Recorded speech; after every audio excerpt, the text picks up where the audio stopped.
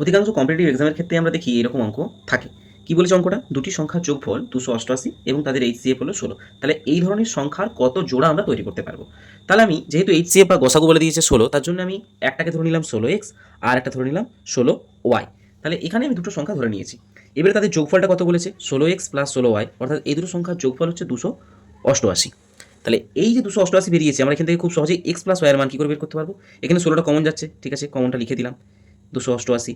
তাহলে x plus y equal to পাচ্ছি 288/16। 16 দিয়ে কাটাকাটি যাবে, 16 1 16, রইল কত?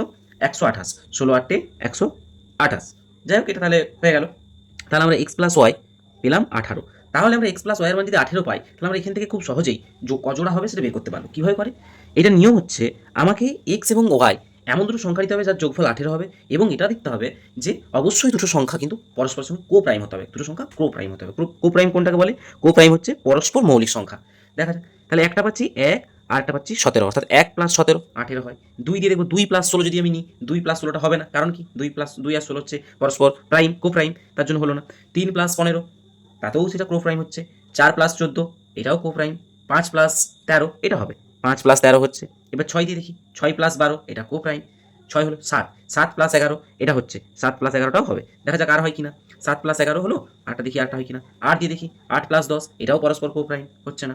9 প্লাস 9, এটা তো কো প্রাইম বটেই। তাহলে এবার রিভার্স হয়ে গেল। তাহলে আমরা ক জোড়া পেলাম? 3 জোড়া। তাহলে এরকম আমরা 3 জোড়া কিন্তু সংখ্যা পাবো। খুব সহজেই আমরা এই ট্রিক্স ফলো করে এই ধরনের যা অঙ্ক পড়বে কিন্তু করা যাবে। ধন্যবাদ।